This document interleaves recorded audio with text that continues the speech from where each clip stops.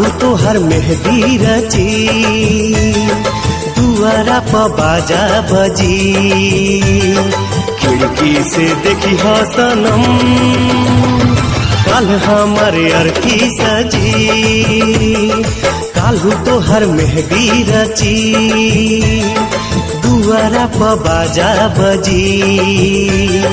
खिड़की से देखी हो सनम